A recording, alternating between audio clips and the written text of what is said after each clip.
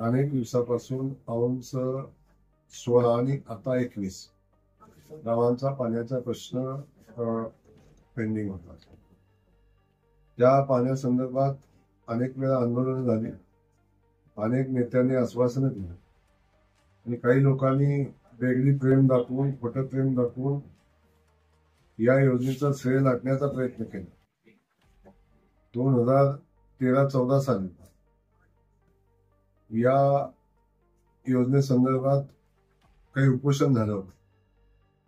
ते उपोषण झाल्यानंतर तत्कालीन मुख्यमंत्री आणि तत्कालीन राज्यपाल यांच्यासोबत आपण बैठक केली होती. खास करून राज्यपाल महोदयांनी शिष्टमंडळाने आम्हाला सगळ्यांना वेळ दिला होता आणि तसं पत्रही आम्हाला दिलं होतं. त्यावेळी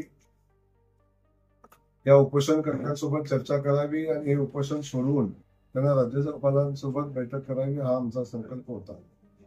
परंतु त्यावेळी राजकीय परिस्थिती अशी होती की तत्कालीन नेत्यांनी या पाणी योजनेच्या संदर्भात जयकुमार गोरेंना श्रेय मिळू नये अशा पद्धतीची भूमिका घेतली आणि मी पोचायच्या आत 5 मिनिटं उपोषण सोडून रिकामे झाले. तेव्हापासून आज अखेर या पाणी योजनेवर कधी त्यांनी एक शब्द काढला नाही, कधी चर्चा केली नाही, कधी काय चाललंय याचाही विचार केला नाही. परंतु सातत्याने औंध 16 आणि आताच्या 21 गावांना पाणी मिळालं पाहिजे ही भूमिका मी मांडत होतो आणि त्या भूमिकेसाठी आपण प्रचंड प्रयत्न केले, मेहनतही केली. मला सांगायला आनंद होतो की पहिल्या टप्प्यामध्ये औंध 16 गावांना आणि आताच्या 21 गावांना साधारण 1.25 TMC पाणी उपलब्ध झालं आणि ते पाणी उपलब्ध झाल्यानंतर या पाणी योजनेला मान्यता घेण्यासंदर्भात चा प्रस्ताव महाराष्ट्र सरकारकडे गेला आणि SLTCची मान्यता घेत असताना, MW ची मान्यता घेत असताना ही योजना कंप्लीट नवीन आहे आणि या नवीन योजनेसाठी राज्यपालाची मान्यता घेतली पाहिजे अशा पद्धतीची क्वेरी करून तो प्रस्ताव आला होता. आणि तसा राज्यपालाकडे महाराष्ट्र सरकारकडून आदरणीय देवेंद्र फडणवीस साहेबांच्या प्रयत्नात हा प्रस्ताव आम्ही राज्यपालाकडे पाठवला आणि आदरणीय देवेंद्र फडणवीस साहेब असतील आणि आम्ही सगळेच असू, आम्ही सगळ्यांनी त्या प्रस्तावाचा फॉलोअप केला.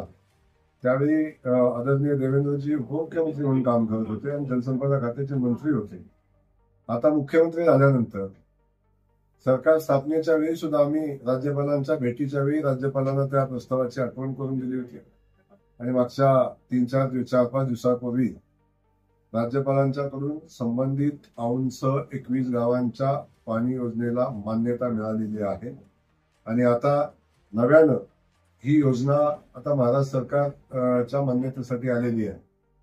या योजनेतला सगळ्यात अवघड आणि सगळ्यात महत्वाचा जो टप्पा होता तो राज्यपालांच्या मान्यतेचा, त्या महत्वाच्या टप्प्यामध्ये आम्हाला यश आलंय आणि औंध 21 गावांच्या पाणी योजनेला आता राज्यपालांनी मान्यता दिलेली आहे.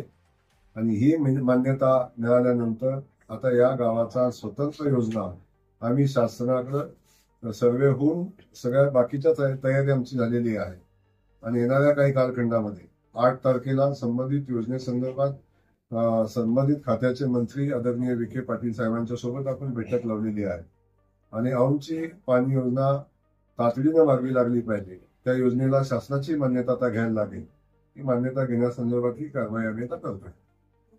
आपण भाऊ त्या उपोषणकर्त्यांनी नाही, जो कार्यक्रम पाणी पे चर्चा हा कार्यक्रम पाणी संघर्ष समितीने आयोजित केलेला आहे आणि या पाणी संघर्ष समितीनं मला निमंत्रण दिलं की भाऊ लोकांच्या मनामध्ये खूप संभ्रम आहेत, लोकांच्या मनामध्ये काही प्रश्न आहेत आणि त्या संदर्भात वेगवेगळ्या चर्चा होत आहेत, लोकांच्या मध्ये गैरसमज होत आहेत. तेव्हा भाऊ आपण जर म्हणत असाल तर आम्ही एक पाणी पे चर्चा आम्ही आयोजित करतो आणि ती चर्चा आम्ही औंध त्या भागातलं सगळ्यात मोठं गाव आहे त्या चौकामध्ये आम्ही ती चर्चा करतो आणि लोकांना निमंत्रित करतो.